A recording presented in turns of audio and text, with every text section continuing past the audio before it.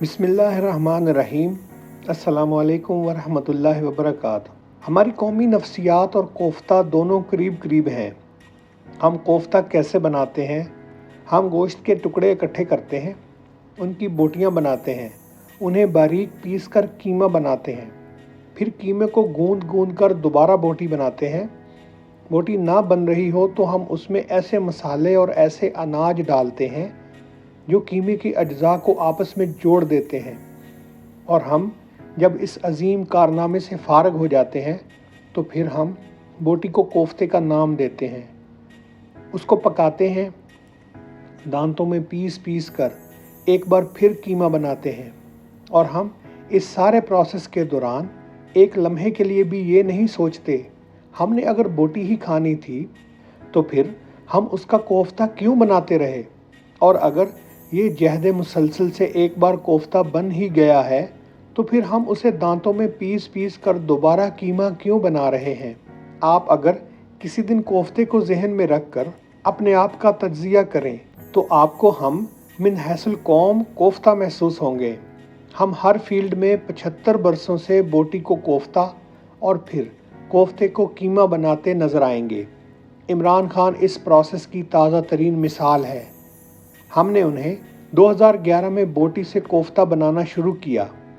ہم نے اس کوفتہ سازی کے دوران کیا کیا نہیں کیا۔ 126 دن کا دھرنا کروا کر پوری دنیا میں ملک کا تماشا بنا دیا۔ دھرنے کے باوجود نواز شریف کمزور نہیں ہوئے تو پاناما کیس بنا دیا گیا۔ ٹی ایل پی کو 3 بار اسلام آباد لایا گیا۔ نگران جج بٹھا کر ججوں کو واٹس ایپ پر فیصلے بھجوا کر نواز شریف کو اقتدار سے فارغ کیا گیا۔ الیکٹیبلز اکٹھے کر کے بنی گالہ کی طرف ہانک دیے گئے۔ عمران خان کی سیف لینڈنگ کے لیے جہانگیر ترین کو بھی قربان کروایا گیا، اور الیکشن سے پہلے نواز شریف اور مریم نواز کو جیل میں بھی ڈالا گیا۔ لیکن اس کے باوجود ٹاسک مکمل نہیں ہوا تو الیکشن کی رات RDS کو بٹھانا پڑا۔ یہ بندوبست بھی کام نہیں آیا تو 6 پارٹیوں کو اکٹھا بٹھا کر عمران خان کا اتحادی بنا دیا گیا، اور یوں عمران خان کوفتہ بن گیا۔ اب اس کوفتے کو گلانے کے لیے بھی 3.5 سال ہر قسم کا مسالہ ڈالا گیا، اتحادیوں کو بھی باندھ کر رکھا گیا، فوج ملکوں پیسے مانگ کر بھی لاتی رہی اور معافیاں بھی مانگتی رہی، مگر حکومت پرفارم نہ کر سکی۔ حکومت کی بد انتظامی کی حالت یہ تھی، ورلڈ بینک کی ثالثی عدالت نے ریکوڈک کیس میں جولائی 2019 میں پاکستان کو $5 ارب جرمانہ کر دیا۔ حکومت مزے سے لیٹی رہی، یہاں تک کہ جرمانے کی ادائیگی کا وقت آ گیا اور یہ معاملہ بھی دوسرے معاملات کی طرح فوج کے سر پر آ گرا۔ آرمی چیف نے تحقیقات کروائی، پتہ چلا پاکستان کے فارن ریزروز نیو یارک میں پڑے ہوئے ہیں، اور امریکہ کسی بھی وقت ان میں سے $5 ارب نکال کر آسٹریلین کمپنی کو دے دے گا۔ یہ جان کر GHQ میں دوڑیں لگ گئیں۔ اسٹیٹ بینک اور وزیر خزانہ سے پوچھا گیا، وہ اس نزاکت سے واقف ہی نہیں تھے۔ وزیر اعظم اس وقت سعودی عرب میں تھے۔ فوری طور پر خط لکھا گیا، خط جہاز پر سعودی عرب بھجوایا گیا، وزیر اعظم کے سائن کروائے گئے، خط بذریعہ جہاز نیو یارک بھجوایا گیا، اور یوں فورن ریزرو UAE اور چین شفٹ کروائے گئے، اور اس کے بعد فوج نے ٹیتھیان کاپر کمپنی کے ساتھ طویل مذاکرات کے بعد معاملہ سیٹل کیا۔ قومی اسمبلی اور سینٹ کے سیشن تک فوج کرواتی رہی۔ اتحادیوں کو قومی اسمبلی تک لانا اور بلوں کے حق میں ووٹ دلوانا بھی فوج کی ذمہ داری تھی، اور اپوزیشن کو مخالفانہ تقریروں سے باز رکھنا بھی فوج کے ہی سپرد تھا۔ لیکن پھر اس کوفتے کا کیا نتیجہ نکلا؟ ہم آج اسے پھر ایک بار اپنے دانتوں کے نیچے رکھ کر قیمہ بنا رہے ہیں، اور کیا یہ کھیل جہاں تک ختم ہو جائے گا؟ جی نہیں، عمران خان کو تلوار بنا کر نواز شریف اور مریم نواز کے سر پر لٹکا دیا جائے گا تاکہ یہ بھی کام نہ کر سکیں۔ ہمارے باقی تمام ملکی سسٹم بھی کوفتے ہیں۔ مثلاً آپ 2 چھوٹی چھوٹی مثالیں لے لیں۔ ڈاکٹر فیصل سلطان صحت پر وزیر اعظم کے معاون خصوصی تھے۔ انہوں نے PIMS کو امریکی سٹائل میں خود مختاری دے دی، جس پر مستقل ملازمین نے ہڑتالیں شروع کر دیں اور ہسپتال میں ڈنڈے چلنے لگے۔ بہرحال بڑی مشکل سے پاکستانی ہسپتال امریکی ہاسپٹل بن گیا۔ 6 لاکھ روپے تنخواہ پر کنسلٹنٹس بھرتی کر لیے گئے۔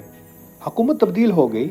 عبدالقادر پٹیل وزیر صحت بن گئے اور انہوں نے قلمدان سنبھالتے ہی ماضی کے تمام فیصلے ریورس کر دیے، اور یوں ایک ہی جھٹکے میں امریکی ہسپتال ٹنڈو آدم کا ہسپتال بن گیا۔ اور اب کنسلٹنٹ رو رہے ہیں، یہ احتجاج کر رہے ہیں۔ آپ دیکھ لیں ہم نے کتنی خوبصورتی سے کوفتہ بنایا اور پھر اس کوفتے کو دوبارہ قیمہ بنانا شروع کر دیا۔ بالکل اسی طرح طویل کوششوں سے ایم ڈی کیٹ کا سسٹم شروع ہوا تھا۔ اس سسٹم کے تحت پورے ملک کے اسٹوڈنٹس کا امتحان لیا جاتا تھا اور پھر انہیں میڈیکل کالجز میں داخلہ ملتا تھا۔ ہم نے اس سسٹم پر اربوں روپے خرچ کر کے کوفتہ بنایا اور عبدالقادر پٹیل نے آتے ہی اسے بھی ریورس کر دیا۔ 13 نومبر کو نئے سسٹم کے تحت پیپرز ہوئے اور اس وقت لاکھوں اسٹوڈنٹس وزارت صحت اور میڈیکل کالجز رو رہے ہیں۔ ہم نے ایک بار پھر کوفتے کو قیمہ بنا دیا ہے۔ آپ سسٹم کی حالت دیکھیے، سڑک بنانے والے سڑک بنا لیتے ہیں تو بجلی اور گیس والوں کو یاد آ جاتا ہے ہم نے یہاں پائپ بچھانے تھے، اور یہ باری باری آ کر سڑک کو توڑ دیتے ہیں، اور خدا خدا کر کے یہ عمل مکمل ہوتا ہے تو ہم نئے سرے سے سڑک بنانا شروع کر دیتے ہیں، اسے توڑنا اور پائپ بچھانا شروع کر دیتے ہیں، کیونکہ اس وقت تک پرانے پائپ ٹوٹ چکے ہوتے ہیں، گیس لیک ہو رہی ہوتی ہے اور بجلی ٹرپ کر رہی ہوتی ہے۔ ملک میں اس سال خوفناک سیلاب آیا، 3 کروڑ لوگ متاثر ہوئے۔ حکومت اب اربوں ڈالر خرچ کر کے انہیں بحال کرے گی، لیکن اگلے سال پھر سیلاب آئے گا اور یہ لوگ اس سے بھی متاثر ہوں گے۔ کیوں؟ کیونکہ ہم یہ سوچ کر انہیں ایک بار پھر پانی کی گزرگاہوں پر آباد کر رہے ہیں کہ اگلے سال کا سیلاب زیادہ گیلا نہیں ہوگا، یہ آئے گا، سلام کرے گا اور آگے نکل جائے گا۔ اور ہم سردیوں میں گیس اور گرمیوں میں بجلی کو ترستے ہیں، لیکن زمین سے گیس نکال رہے ہیں اور نہ کوئلے اور سولر سے پلانٹس لگا رہے ہیں۔ ملک میں آج بھی گیس کا کنواں فوج کی نگرانی میں کھودا جاتا ہے اور انجینئرز اور عملہ بختر بند گاڑیوں میں لایا جاتا ہے اور لے جایا جاتا ہے، اور یہ لاکھوں میں سے چند مثالیں ہیں۔ دنیا 2050 تک پیٹرول اور ڈیزل کے انجنز ختم کر رہی ہے، جبکہ ہم آج تک نالا لئی پکا نہیں کر سکے۔ نریندر مودی نے 6 دن قبل برطانوی وزیر اعظم رشی سناک سے ملاقات کی اور برطانیہ نے بھارتی شہریوں کے لیے ویزے کی نئی اسکیم شروع کر دی۔ برطانیہ بھارت کے 3000 ہنرمندوں کو ہر سال ملازمت کے ویزے دے دے گا۔ یورپ 2023 کے گلوبل ریسیشن سے نمٹنے کی پلاننگ کر رہا ہے۔ ماہرین کا خیال ہے اگلے 2 سال معاشی لحاظ سے بہت ٹف ہوں گے۔ چین اپنی انڈسٹری کو سلو ڈاؤن کر کے اپنا سرمایہ گلوبل انفراسٹرکچر میں لگا رہا ہے، اور بھارت 2050 تک چین کی جگہ لینے اور سلامتی کونسل کا مستقل ممبر بننے کی تیاری کر رہا ہے، جبکہ ہمارا آج کا سب سے بڑا مسئلہ نئے آرمی چیف کی تعیناتی اور عمران خان کا لانگ مارچ ہے۔ لوگ سارا دن ایک دوسرے سے پوچھتے رہتے ہیں، نیا آرمی چیف کون ہوگا؟ صدر کے پاس 48(1) کے تحت اختیار ہے، یہ حکومت کے کسی بھی ایڈوائس کو 15 دن اور پھر 10 دن تک روک سکتا ہے۔ چنانچہ یہ آرمی چیف کی تعیناتی 25 دن تک ڈیلے کر سکتا ہے۔ کیا عارف علوی ایسا کریں گے؟ اور عمران خان اسلام آباد کی بجائے راولپنڈی کیوں جا رہے ہیں؟ آپ ذرا سنجیدگی ملاحظہ کیجئے، دنیا کدھر جا رہی ہے اور ہم کس طرف دوڑ رہے ہیں۔ دنیا کے کیا کیا مسائل ہیں اور ہم مسائل کے ڈھیر پر بیٹھ کر کیا کر رہے ہیں؟ گوشت کو کوفتہ بناتے ہیں اور پھر کوفتے کو قیمے میں تبدیل کرنا شروع کر دیتے ہیں۔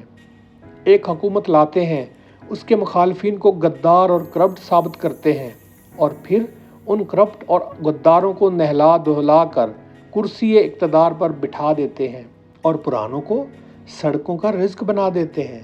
ہم نے 10 سال سڑکوں کو آرام نہیں کرنے دیا۔ ہم 10 سال سے ملک میں عدم استحکام بو اور کاٹ رہے ہیں، اور اس کاشتکاری کے بعد ایک دوسرے سے یہ بھی پوچھ رہے ہیں، ہم ترقی کیوں نہیں کر رہے؟